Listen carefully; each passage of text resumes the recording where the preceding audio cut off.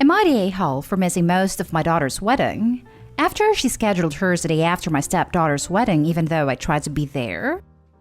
My daughter has always been resentful of my stepdaughter. And growing up, we've had to deal with a lot of issues related to this resentment. The unfortunate reality was that my ex and I had shared custody. So naturally, I saw my daughter less than my stepdaughter. My stepdaughter's biological father passed away, and I've treated her like my own since she was 2. I love them both equally, and I've never shown preferential treatment towards my stepdaughter, something my daughter always accuses me of. In 2019, my stepdaughter sent out a save-the-date for her wedding for a Saturday in September. My daughter immediately called me, furious, and accusing her stepsister of deliberately planning her wedding the day before hers.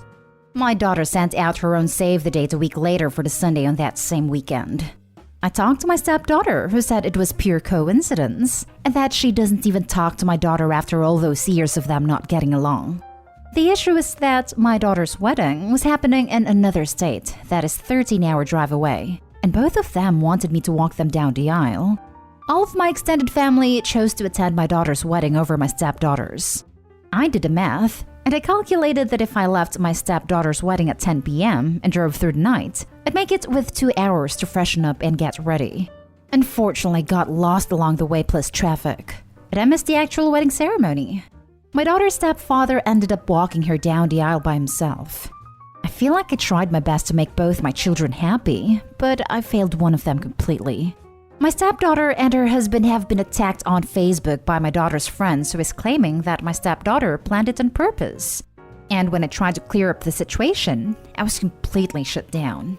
I gave my daughter and son-in-law an additional gift of money to go to Japan, which has always been their dream. It was a lot of money, but I hoped it would be a sort of way for me to ask for forgiveness.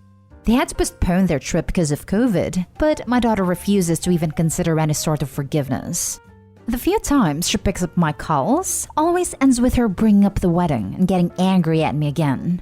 I was told by a few members of my family that I was the a-hole for not prioritizing my biological child's wedding and skipping my stepdaughter's wedding instead. Am I the a-hole? Now for the top comment. You're the a-hole. Word of advice, Opie. The reason why she isn't satisfied is because she never wanted the money or expensive gifts. She just wanted her dad. I feel like this was a pattern for her growing up. I know it was beyond your control and you say there was no favoritism, but it probably came off that way. You're not an a-hole for trying to be there for both of them. You're the a-hole for being blind thinking you can buy her off.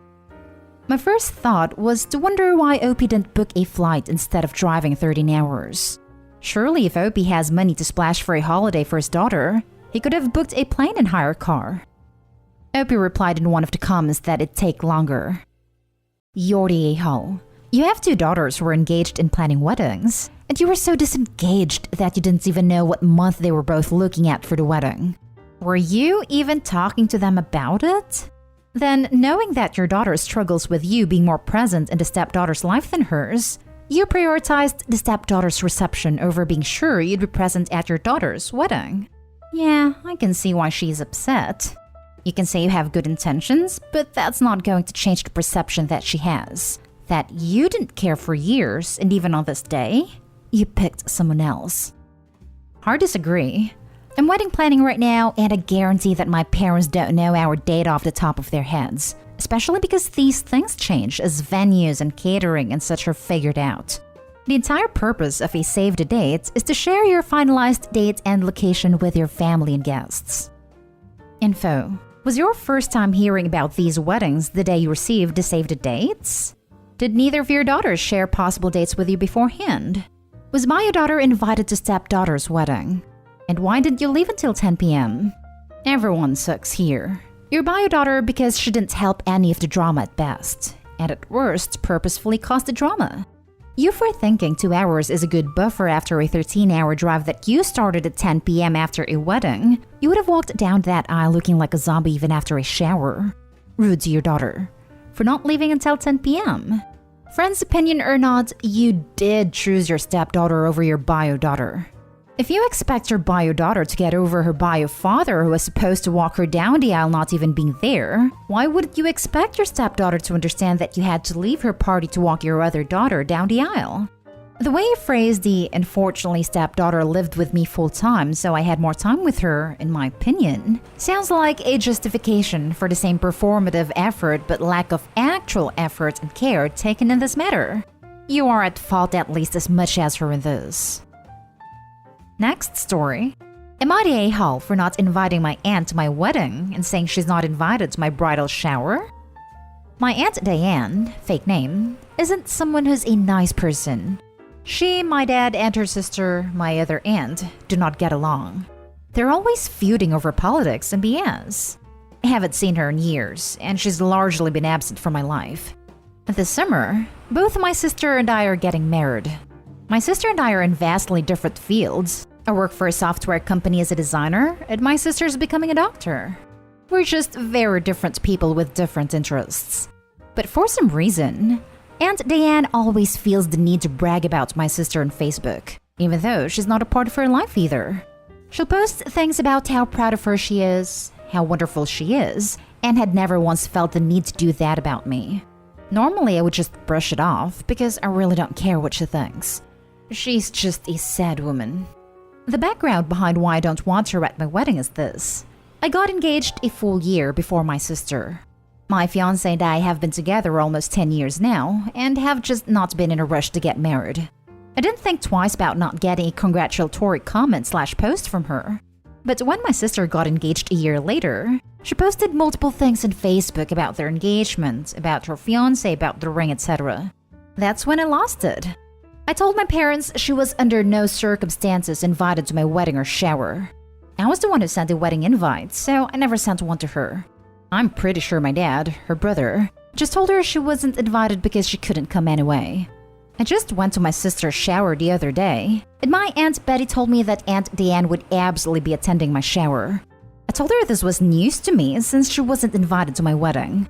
My mom looked mortified and got pissed at me. I refuse to have someone attend my wedding who's made it clear she doesn't care about me. Am I the a-hole for not inviting her? Edit. Someone mentioned this and I want to clear this up. My aunt does not have a closer relationship with my sister versus me.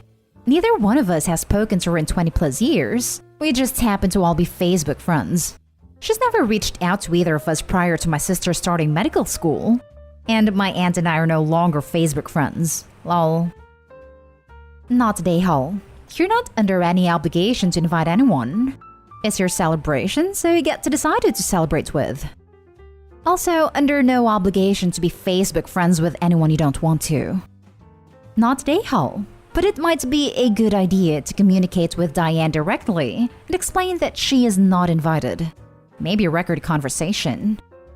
I offered to reach out to her personally about this decision, and my parents told me absolutely not. I'm an adult and feel that I'm the one who owes her this explanation. I hate being fake. As you say, you're an adult. Perhaps it's time to not let your parents control how you communicate with your aunt. Tactfully respecting her parents' wishes about how to interact with her aunt isn't the parents controlling her communication. There hasn't been any escalation here on the part of the aunt. If she starts talking trash on Facebook, then it would be worth confronting her regardless of the parents' wishes.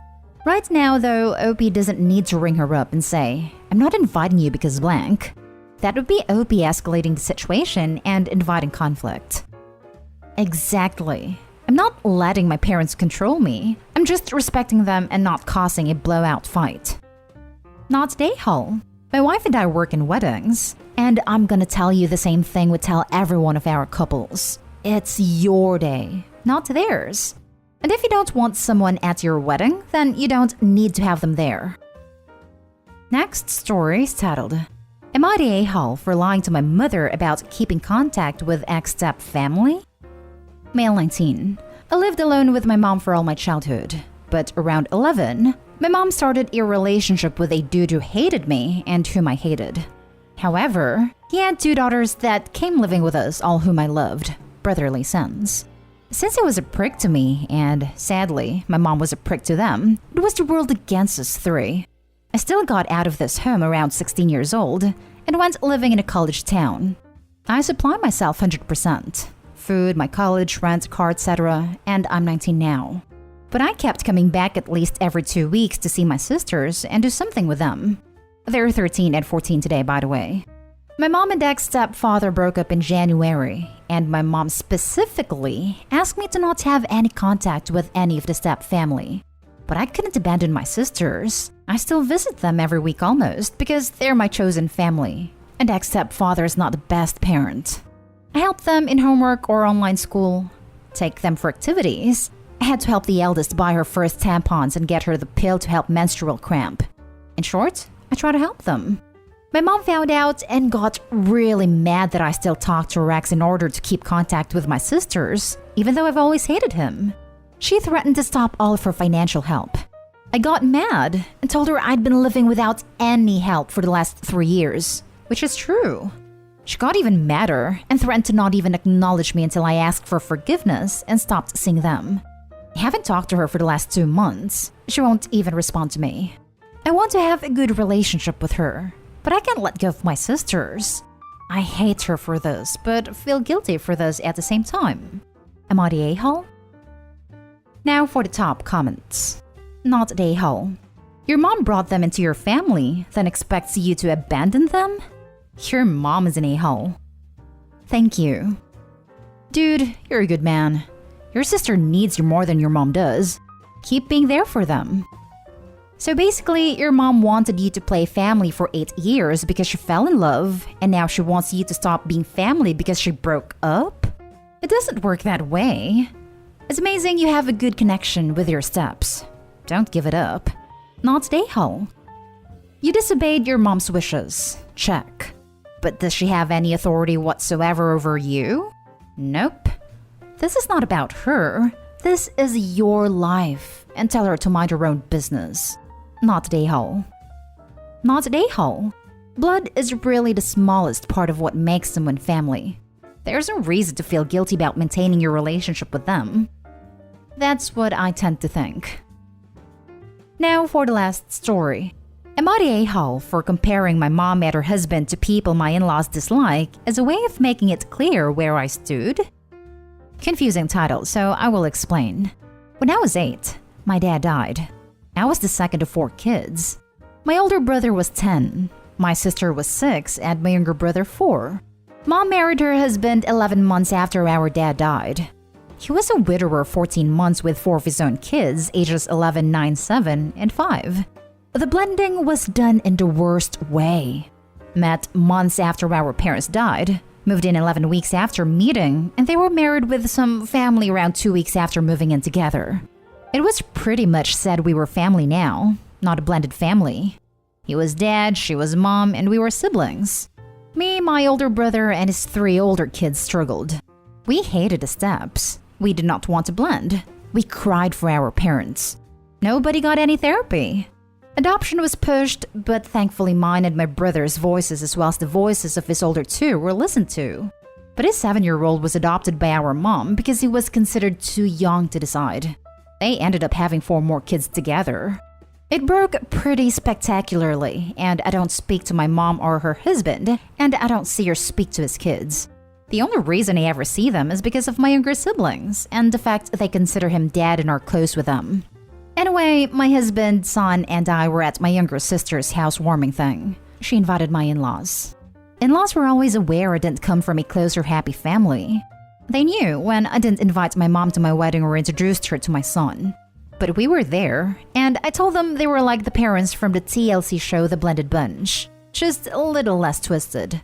My in-laws hate the show and hate the couple there, and for them, it was all they needed to know. Apparently, my mom's husband overheard and they made it a big deal, even telling my sister what I said. She told them it was no secret I didn't like them, and not to make it a big deal. But my cousin and aunt went and told me I was a witch, and I should let the past go, have a relationship with my parents, which makes me sick because he is not my parent. But I do wonder if the comment at the place and time was wrong, and maybe it makes me a bit of a prick. My older brother found it hilarious, but he shares the sentiment. Am I the a-hole? Not the a-hole. Your mom married another guy in less than a year. You weren't allowed proper time to mourn and lived in a literal hell. Anyone saying that you should leave the past behind should take a seat and stay quiet, especially those who have a warm and loving home with loving parents. You didn't have that privilege, so those who do can't just stay quiet. Why is it that leave the past behind folks are always the ones who mistreat you? And they never apologize. They just want you to stop being mad/hurt about their horrible actions. Then they're horrible all over again. Not today, Hall. Yes, it was the wrong place and time, but the shoe fits so well. Not today, Hall. Wow, I am so incredibly sorry you had to deal with that. I was reading this with my jaw dropped at how horribly everything was handled. Not today, Hall. This is one of the rare occasions when you're actually around your mom and her husband, and you should have been more discreet. But you didn't say it to intentionally cause conflict or drama. So for me, I think it falls in the category of honest mistake. Your cousin and aunt were out of line. They decided to create the scene, not you, and telling you to let the past go is not appropriate.